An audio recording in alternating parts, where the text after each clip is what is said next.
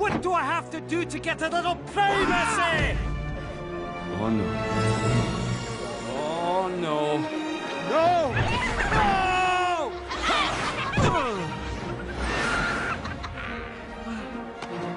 Don't push. What are you doing in my swamp?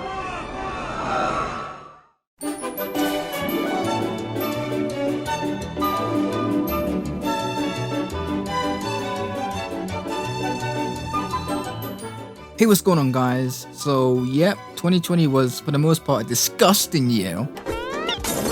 But as 2020 comes to a close, I think it's important that we look back at the good that has happened. And when it comes to YouTube, this was actually my best year in my whole YouTube career. I finally went viral through those Sonic movie videos I did throughout the year, making them my most viewed videos on my channel. And due to these videos, I managed to get my channel monetized, and I gained even more subscribers than I ever did in my prior 6 years of YouTube. This year I gained an additional 3,500, putting me over 4,000 subscribers right now. So yeah, I am very thankful for, the growth that I've had this year and, reaching a new audience. Next year will for sure get 5k, easy. Anyway, so because of the dreaded virus, more than half of the big movies got delayed to next year. And the cinemas were closed almost all the time. Cause it got to a point where even going outside was a risk. So that's why instead of doing a top 5 best and worst, I'm going to be doing a top 3. Because I didn't really watch that many new movies this year. And the new movies that I did see this year, most of them weren't that great anyway. But I still want to talk about the best and worst that I've seen this year. And here are my top 3 best and worst movies of 2020. So for my third best, we have The Invisible Man, directed by Leigh Whannell, who previously did Upgrade, which was also on my best 2018 list. But yeah, The Invisible Man was really well made. I really liked how the story revolved around an abusive ex who becomes this invisible man to torment the main protagonist, Cecilia. Then, she tries to convince people that she's being hunted by someone she can't even see. And then, yeah, people don't believe her and think she's crazy. And then she actually becomes insane trying to defeat this guy. Like this is all stuff that you would expect in a film like this. So in a way, it is a bit predictable, but it does go into different directions that I wasn't expecting. So I was invested throughout the whole thing. In terms of the acting, the side characters were fine, but Elizabeth Moss, who played Cecilia, man, she was great in the role.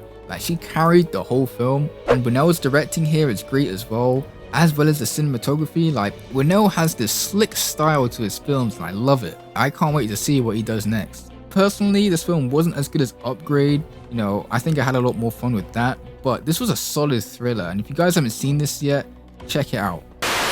For my third worst, it's Disney's Mulan.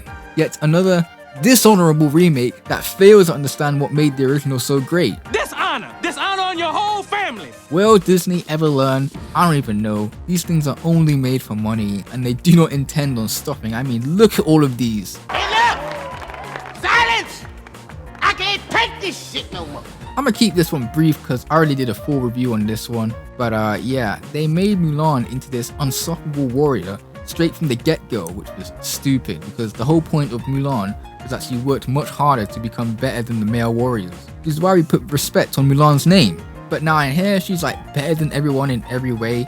From a child, she doesn't go through any challenges or growth or anything. Mulan is just boring in this film, and the actress just doesn't help at all because she's so emotionless. That's what Mulan is, overpowered, motionless woman. It's Captain Marvel all over again. Is that a personal attack or something? Anyway, I go into more detail on this in my review, so you can click the card here if you want to check that out. But yeah, don't waste your time with this. Instead, go watch the original animated film. It's way better than the remake.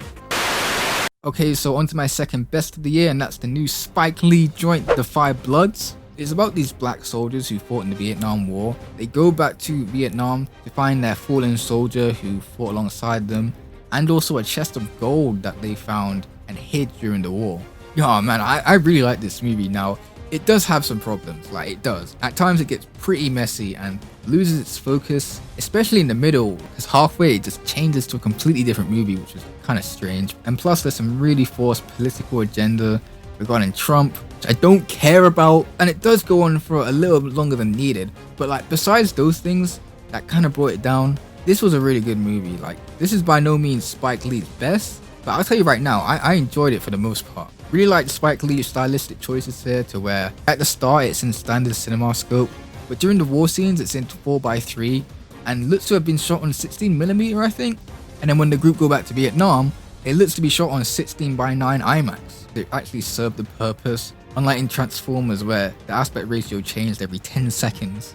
The acting here by everyone is excellent, especially by Delroy Lindo, who needs that Best Supporting Actor nomination. Also, rest in peace to Chadwick Boseman. This was his last film before he died. He's not in this film that much, but yeah, definitely felt it whenever he was on screen. It's a Netflix original film, so easily accessible. However, some people are just not going to like this because it really does hit hard, but it shows real pictures from the war. So yeah, it's not for everyone. And like I said, it's very messy at times, which kept it from being number one. But you know, we'll get there. As for the second worst, it is Doolittle. Oh my days, this was hard to sit through. Why I watched this, I do not know. Like, I did not need to see this, and I'm pretty sure one of you guys warned me about this in my last top 5 video. So it's basically about Dr. Doolittle. You know, everyone knows that he can talk to animals, but that aspect is kind of pushed to the side here, because it's really about this Queen of England who's sick. So she requests Doolittle's help. By the way, we are shown no reason why we should actually care about her, other than that she's the Queen of England. It's not like we see a history between her and Doolittle, you know, for us to care. In fact, instead it should have been Doolittle's wife, because there's this whole animated introduction about Doolittle and his wife, showing us how they went on adventures and how they loved each other, and then she dies, and that makes Doolittle miserable, so he cuts himself off from society. So it's like they introduced this whole backstory with his wife, just to kill her off as a reason for Doolittle to shut himself off. It would have been better if instead maybe the wife left for whatever reason, and then Doolittle finds out that she becomes sick and is dying. That would have made the journey way more urgent and way more personal, rather than it's the Queen of England, so we gotta go do it. So yeah, Doolittle has to go out on this quest to the Tree of Eden, because the fruit from the tree can heal her sickness. What? Like, really? The Tree of Eden? That's also guarded by a dragon? Really? You know what would have been funny? If it really was the forbidden fruit from the Tree of Knowledge and Good and Evil, it would have just secured the Queen's death.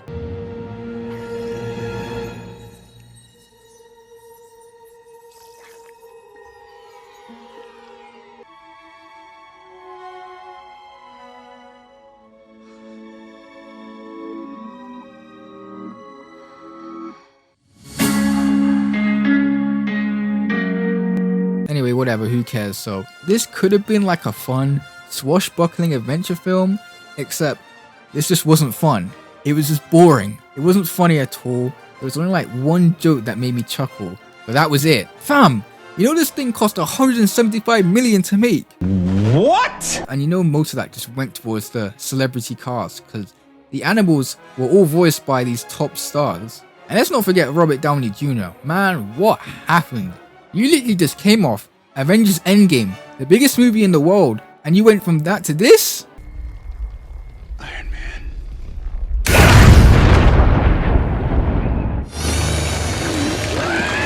So yeah, don't even bother with this movie. Don't even show your kids this, because kids deserve way better than this. Like my number 1 movie of the year, Pixar's Soul. Yep, this was an excellent film by Pete Docter, who also did Monsters Inc., Up and Inside Out, and it's miles better from the previous Pixar films. This is without a doubt Pixar's most mature film yet, because it's talking on themes of death and life itself. Like, obviously it's a work of fiction, so it's not like Pixar saying like this is actually what happens in real life. It's about this man called Joe who's been living a pretty hard life, you know, trying to get that big break in his music career, but he hasn't really gone that far. Then, when he does get a chance to get his big break, he dies and ends up in this soul realm. There he meets this other character called 22, who pretty much just hates life in general. So then Joe is like, no, I can't die yet. I have to have my break. I need to go back to my life. So he goes on this quest with 22 to try and get his body back before he misses his chance. That's what I'm going to say on the plot, because there's actually more to that, which they don't show in the trailers, so I won't spoil anything. But yeah, this was such a feel-good movie that I think we all needed this year. And I loved how mature it was. I'd say this movie is actually more for adults than it is for kids. I liked how real it was, like the barbershop scene felt really authentic. I was also afraid that most of the movie would be these soul designs and then we'll end up with like a princess and the frog problem again. That's not the case here. There's a fair share of Joe in both his human form and his soul form. And the animation, man, this animation, especially on the people, is crisp. Some of the best I've seen. The only really negative I have on this is that the ending really should have hit harder. But yeah, that's about it. If you have Disney Plus, you get this at no extra cost. So you owe it to yourself to see this. And lastly, we get to my worst movie of the year. And yeah, if you watch my channel, you already know what it is. It's Artemis Fowl. What? Who is this? Is this a hoax? This was also a film that went straight to Disney Plus for free. Even then, I still feel like I wasted my subscription money on this film. This was also a film that I did a full review on. So again, if you want to check that out, you can click the card here. But man, the story was all over the place. I still don't even know what it's really even about. It's difficult to describe the way that and I just can't even be bothered to describe this mess of a plot. But it's not even just that. The characters are not likable or remotely interesting. The CGI is bad, it was boring as heck. The action sucked. The acting was just laughable. You can't win! We'll see about that. It's like, fam, there was nothing in this film that I thought was good, except the fact that it ended, and then they thought they could get a franchise out of this. No. So before we finish off, I just want to give a shout out to My Hero Academia Heroes Rising as my number 1.5, because that was also a fantastic movie I saw this year.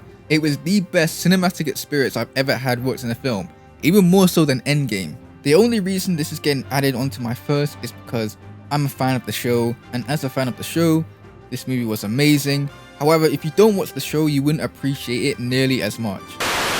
So yeah, that was my list, guys. Let me know what your best and worst films of 2020 is in the comments. But yeah, now that 2020 is over, let's see what 2021 has to offer. Should be a big year for movies since a lot of movies got pushed to 2021. Well, this one's not by Disney, so maybe it'll be good. I played this already in Cyberpunk 2077. To be honest, this looked like it was made for streaming anyway. I hope it's funny. This thing was supposed to come out ages ago, even before COVID. What happened? I'll keep my eye on this one. This better be worth the delay. Don't be like Venom, please. What I'm saying is that they better not have Lashonda Lynch overshadow Bond. Don't care. Still don't watch the show, so I don't know. The 90s version was a guilty pleasure, but I'd actually like to see a good adaptation. Okay, this could be interesting. I will wait patiently for this. Still know nothing about this. All I know is that Edgar Wright's directing, and I'm there. Will probably be better than Wonder Woman 1984. Yeah, I said it. Doesn't appeal to me. I wonder if we'll actually get this movie this year because of the lawsuit. Yeah, looks fun. Chris Rock and Samuel L. Jackson in a Saw reboot. I gotta see this. Wait. Han's alive? For flip's sake, Disney, there are already 2 live-action remakes on this. Still don't know that much about it. Can only wait and see. Alright. Like I said last time, as long as it's better than the 2016 version, we're good. Never saw the Broadway show, so I don't know. I mean, I trust Pixar, but this looks more like a short film than a feature film. Andy Serkis, you better make this good. You know, I really should watch the first one before seeing this. Ugh, they're everywhere. We can't escape. Know nothing about the character, but I'm sure Marvel will do something decent at least. They're still doing these? I'm still not a fan of Tom Holland as Nathan Drake and Mark Wahlberg as Sully, but we'll see. I'm not even gonna lie, this is probably my most anticipated film of the year, purely for nostalgia reasons. The Rock stars in a Jungle movie. Yet again, the Suicide Squad done by James Gunn is what it should have been from the start. They're doing a 4th one? Good casting. I hope. Man, I really need to see the first one. Never saw the first one, so I don't know. Hey, not gonna lie, this actually looks quite good. They're still doing these at their old age? I didn't even know this was a sequel to the Orient Express. Okay, who asked for this? Who wanted this? I'm gonna feel bad for watching this at home, but it is how it is. Was the first one even good? Dang, they really did delay this a whole year. They're doing a spin-off to G.I. Joe. Yet again, know nothing on these guys, but I'll see what Marvel does. I don't know about this. Tom Cruise is really about to shoot this in space. We're going to Colombia, boys! This also got delayed a whole year. The fact is, people are gonna see this to see everyone else but the main cast. Oh my days, I don't care. And the 4th Matrix movie, huh? Forget that. When's John Wick 4 though?